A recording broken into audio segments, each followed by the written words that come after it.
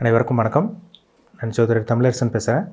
இந்த channel first time பார்க்குறவங்களா இருந்தீங்கன்னா சப்ஸ்கிரைப் பண்ணிக்கோங்க, பெல் பட்டனை கிளிக் பண்ணிக்கோங்க, ஆளுங்கிற ஆப்ஷன் இருக்கும், அதையும் செலக்ட் பண்ணிக்கோங்க. அப்போ தான் நாங்கள் போடுற வீடியோஸ் எல்லாமே உங்களுக்கு நோட்டிஃபிகேஷன் வரும். இன்றைக்கி நம்ம இந்த வீடியோவில் பார்க்க போகிற தலைப்பு, நம்ம இப்போ எதை பற்றி பார்க்க போகிறோம்னா நட்சத்திர பலன்கள் பற்றி தான் நம்ம இந்த வீடியோவில் பார்க்க போகிறோம். கார்த்திகை நட்சத்திரம் 1ஆம் பாதம் மேசராசியில் இருக்கும். சரிங்களா? கார்த்திகை நட்சத்திரம் மேசராசி நேயர்களுக்கு எப்படி இருக்கும், லைஃப் எப்படி போகும், அந்த நட்சத்திரத்துக்கு உண்டான பலன் என்னென்ன பிளானட், என்னென்ன கிரகங்களோட தசாபுத்தி நடக்கும், வாழ்க்கை எப்படி போகும், எல்லாமே இந்த வீடியோவில் நம்ம தெளிவாக பார்க்க போகிறோம்.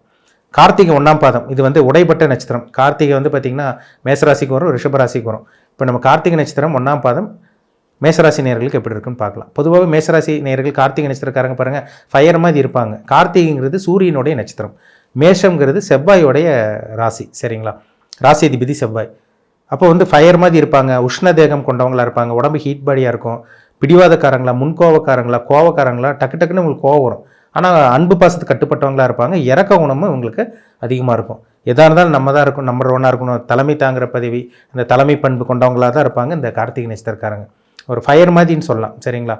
பிடிவாதக்காரங்களாக இருப்பாங்க, கோவக்காரங்களாக இருப்பாங்க, முன்கோபியாக இருப்பாங்க.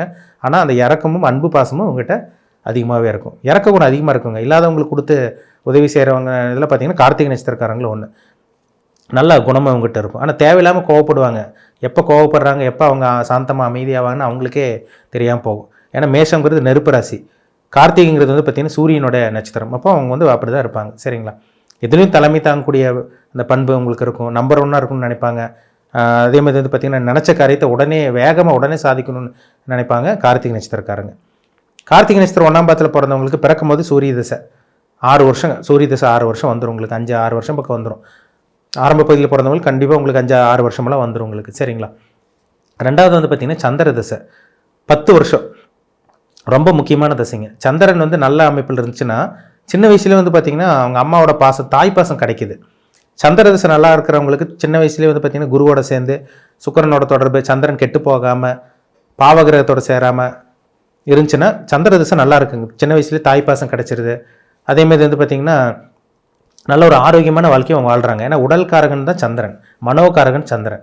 இப்போ சந்திரன் ஜாதகத்தில் கெட்டு போனவங்களுக்கு ராகுவோடையோ சனியோடையோ சந்திரன் கெடவே கூடாது. கேதுவோடெல்லாம் சேரவே கூடாது. கேதுவோடையோ ராகுவோடையோ சனியோடையோ சந்திரன் கெடவே கூடாதுங்க. செவ்வாய் கூட இருந்தால் கூட பரவாயில்ல, சந்திரமங்கல யோகமாக வேலை செய்யும். பாவகிரகங்களோட சேர்ந்த சந்திரன் கெட்டு போயிடுவார். சின்ன வயசுலேயே அந்த குழந்தைக்கு உடல் ஆரோக்கியம் கெட்டு போய் அவங்க அம்மாவோட ஆரோக்கியம் கெட்டு போயிடும்.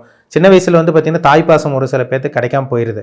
சந்திர திசையில் பாருங்கள், சின்ன வயசில் பாருங்கள் தாய்ப்பாசம் கிடைக்காம போகுது. சந்திரன் கெட்டு போனவங்களுக்கு அப்படி இருக்கும். தாயை விட்டு பிரிஞ்சு வருவாங்க, வேற அவங்ககிட்ட சொந்தக்காரங்கிட்ட வளருவாங்க. இல்லை அப்பா பாசம் கிடைக்கும் அவங்களுக்கு, அம்மா பாசம் கிடைக்காம போகும். இது ஒரு சில பேர்த்துக்கு நடக்குது. சந்திரன் நல்லா இருக்கிறவங்களுக்கு, தாய்க்காரகன் நல்லா இருக்கிறவங்களுக்கு தாய்ப்பாசம் கிடைக்குது. தாய்க்காரகன் சந்திரன் கெட்டு போச்சுன்னா இவங்களோட உடல் ஆரோக்கியம் கெட்டு போயிடும், தாய்ப்பாசமும் கிடைக்காம போயிடும், அவங்க அம்மாவோட ஆரோக்கியம் கெடுறதை கண்டிப்பாக பார்க்க முடியுது. சரிங்களா? அப்போ சந்திரன் நல்லா இருக்கணும். 3ஆவது வரக்கூடிய செவ்வாய் தசை 7 வருஷம் செவ்வாய் தசை நடக்கும். அந்த 7 வருஷம் வரக்கூடிய செவ்வாய் தசை பார்த்திங்கன்னா அந்த குழந்தை ஒரு 13-14 வயசுக்கு மேலே வரக்கூடிய இந்த ஒரு சில பேருக்கு 15 வயசுக்கு மேலே செவ்வாய் தசை வரும், ஒரு சில பேருக்கு 12 வயசுக்கு மேலே வரும். சரிங்களா? ஒரு சில பேர் 10 வயசுக்கு மேலே வரலாம், சொல்ல முடியாது. அது நட்சத்திர பாதத்துக்கு தகுந்த மாதிரி. அதாவது 1ஆம் பாதத்தில் பிறந்திருக்கீங்க, அது என்ன ஸ்டார்டிங்லேயே அவங்க இதில் பிறந்திருக்கீங்களா அது பார்த்தா தான் சொல்ல முடியும். வயசுக்கு தகுந்த மாதிரி தான் சில விஷயங்கள் நடக்கும். சரிங்களா? அப்போ பார்த்திங்கன்னா செவ்வாய் தசையில் அந்த ஸ்போர்ட்ஸ் ஆக்டிவிட்டிஸ், அந்த 15 வயசுக்கு மேலே வரக்கூடிய அந்த செவ்வாய் தசையில் பார்த்திங்கன்னா அந்த விளையாட்டுத்துறையில் சாதிக்கிறவங்களாம் பாருங்கள், அந்த ஸ்போர்ட்ஸ் ஆக்டிவிட்டீஸில் இருக்க ஸ்டூடெண்ட்ஸ் எல்லாம் பாருங்கள், செவ்வாய் வலுத்திருக்கும். சின்ன வயசில் பார்த்திங்கன்னா விளையாட்டுத்துறை மேலே ஆர்வம் வரும். ஏன்னா செவ்வாய்ங்கிறது விளையாட்டுக்கு உண்டான கிரகம். கிட்டத்தட்ட அந்த 20 வயசு வரைக்குமே அந்த செவ்வாய் தசை நடக்கும். 20-21 வயசு வரைக்குமே நடந்துடும். நீங்கள் ஆரம்ப பகுதியில் 1ஆம் பாத ஸ்டார்டிங் இதில் பிறந்துட்டிங்கன்னா கண்டிப்பாக உங்களுக்கு சூரிய தசை 6 வருஷமே வந்துடும். சந்திரன் ஒரு 10ன்னா 15-16 வயசுக்கு அப்புறம் வரக்கூடிய செவ்வாய் தசை உங்களுக்கு 21-22 வயசு வரைக்குமே செவ்வாய் தசை நடக்கும். அந்த விளையாட்டுத்துறையில் சாதிக்கிறவங்கலாம் பார்த்திங்கன்னா அந்த செவ்வாய் தசை தாங்க. சின்ன வயசில் அந்த ஸ்போர்ட்ஸ் ஆக்டிவிட்டிஸ் வரும். 15-16 வயசுக்கு மேலே பாருங்கள் கிரிக்கெட்டில் சாதிப்பாங்க, ஃபுட்பால் வாலிபாலில் ஷைன் பண்ணுறது. அந்த விளையாட்டுத்துறையில் சாதிக்கிறவங்களாம் ஜாதகம் பார்த்தோன்னா அந்த செவ்வாய் தசையில் தான் சாதிக்கிறவங்களாம் இருக்காங்க. கண்டிப்பாக இருக்கும் உங்களுக்கு. 22 வயசுக்கு மேலே வரக்கூடிய இந்த ராகு தசை ரொம்ப முக்கியமான தசை கார்த்திகை நட்சத்திரக்காரங்களுக்கு. 20 கிட்டத்தட்ட 40 வயசு வரைக்கும் உங்களுக்கு ராகு தசை தாங்க நடக்கும். அந்த ராகு தசையில் நிறைய கெட்டு போனவங்க இருக்காங்க, சாதிச்சவங்களும் இருக்காங்க. ராகு நல்ல ஒரு இடத்துல நல்ல ஸ்தானத்தில் இருந்துட்டாருன்னா அந்த 20 வயசுக்கு மேலே பார்த்திங்கன்னா ஒரு நல்ல ஒரு வழியில் பார்த்திங்கன்னா வாழ்க்கை போயிடுது. ராகு பாவகிரக சம்மந்தப்பட்டு உங்களுக்கு சனியோட சம்மந்தப்பட்டு மறைவுஸ்தானத்துக்குலாம் போயிட்டாருன்னா, ராகு கெட்டு போயிட்டாருன்னா, சின்ன வயசில் கிட்டத்தட்ட 20 வயசுக்கு மேலேருந்து 40 வயசு வரைக்குமே வாழ்க்கை அப்படியே வீணாக போகிறது பார்க்க முடியுதுங்க. வாழ்க்கையே உங்களுக்கு ஒஸ்ட்டாக போயிடுது. வாழ்க்கையை எங்களுக்கு எப்போ தாங்க சார் நல்லாயிருக்கும் கேட்குறாங்க பார்த்தீங்களா? 20 வயசுலேருந்து 40 வயசு வரைக்கும் நரகமான வாழ்க்கை. தவறான தொடர்புகள், தேவையில்லாத பிரச்சனைகள், வம்பு வழக்கு பிரச்சனைகள், அடிக்கடி விபத்து சந்திக்கிறது, கோர்ட்டு கேஸ் பிரச்சனை போய் மாட்டிக்கிறது, தப்பே செய்யாமல் தண்டனை அனுபவிக்கிறதெல்லாம் பாருங்கள் இந்த ராகு திசையில் தான். ராகு நல்ல கிரகத்தோடு சேர்ந்து நல்ல ஒரு வழியில் அப்படியே கொண்டு போகும். ராகு பாவகிரகம் சம்மந்தப்பட்டுச்சுன்னா தீய வழியில் தவறான பாதையில் கொண்டு போய் விட்டுரும். தீய பழக்க வழக்கங்கள், தவறான தொடர்புகள், தவறான பழக்க வழக்கங்கள், இல்லீகல் கான்டாக்ட் இதெல்லாமே இந்த ராகு திசையில் தான். சட்டத்துக்கு புறம்பான செயல்கள் செய்கிறது எல்லாமே இந்த ராகு திசையில் தாங்க நடக்கும். ராகு திசையில் பாருங்கள் தேவையில்லாத பழக்க வழக்கங்கள்லாம் வரும். கார்த்திகை நட்சத்திரக்காரங்களுக்கு அந்த அனுபவம் இருக்கும். மேஷராசி கார்த்திகை நட்சத்திரத்தை பிறந்தவங்களுக்கு அந்த 20-21 வயசுக்கு மேலே வரக்கூடிய அந்த ராகு திசை கண்டிப்பாக ஒரு சில பேருக்கு நடந்துட்டு இருக்கும். 40 வயசுக்கு முடிஞ்சவங்களுக்கு கேட்டிங்கன்னா சொல்லுவாங்க ராகு திசை எப்படி இருந்ததுன்னு சொல்லுவாங்க. தவறான பழக்க வழக்கங்கள், தேவையில்லாத பிரச்சனைகள் அத்தனையுமே இந்த ராகு திசையில் கொண்டு வந்து இழுக்க வச்சிடும். சரிங்களா? இப்போ ராகு திசையில் கவனமாக இருக்கிறது ரொம்ப ரொம்ப ரொம்ப நல்லது. சரிங்களா? பார்த்துருங்க. ராகு திசையில் தேவையில்லாத பிரச்சனைகள் வரும். நடந்துட்டு இருக்க உங்கள் தனிப்பட்ட ஜாதகத்தில் ராகு எப்படி இருக்காரு, நல்லா எப்படி இருக்காரா, கெட்டு போயிருக்காரான்னு பார்த்து தெளிவாக தெரிஞ்சுக்குங்க. அடுத்து குரு திசை ஒரு 16 வருஷங்க. 40 வயசுக்கு மேலே வரக்கூடிய குரு திசை கிட்டத்தட்ட 55-56 வயசு வரைக்கும் நடக்கும். குரு நல்ல ஒரு இடத்துல நல்ல ஒரு 1, 5, 9, 2ஆம் இடம், 7ஆம் இடம், 11ஆம் இடத்துலலாம் இருந்தாருன்னா குரு கொட்டி கொடுக்குற குருவாக அந்த 40 வயசுக்கு மேலே வரும். 40 வயசுக்கு மேலே ஒரு சில பேர் நல்லா இருக்காங்க பார்த்தீங்களா? நல்ல தங்க நகையெல்லாம் பேங்க்கில் வச்சுருப்பாங்க, நகைகளை வச்சு 40 வயசுக்கு மேலே வந்து பார்த்திங்கன்னா ஆடம்பர வாழ்க்கையை வாழ்வாங்க. அடமான வச்சதெல்லாம் மீட்டெடுத்து நல்ல ஒரு சொகுசான வாழ்க்கை, நல்ல ஒரு காரு, பங்களா, ஒரு நல்ல லைஃப்பில் செட்டில் ஆனவங்க ஜாதகமெல்லாம் பார்க்கும்போது குரு திசையில் தான் செட்டில் ஆகிறாங்க. என்ன காரணம்? 40 வயசுக்கு மேலே வரக்கூடிய அந்த குரு திசை தான். நல்ல ஒரு இடத்துல குரு உட்கார்ந்துருப்பார், ஸ்தான பலத்தோடு இருப்பார், நல்ல ஒரு கிரகத்தோடு இருக்கும், சனியோடையோ ராகுடையோ சம்மந்தப்படாமல் இருக்கும். அவங்க வாழ்க்கை 55 வயசு வரைக்கும் நல்லாயிருக்கும். 55 வயசுக்கு மேலே வரக்கூடிய சனி திசை ரொம்ப முக்கியமான திசைங்க.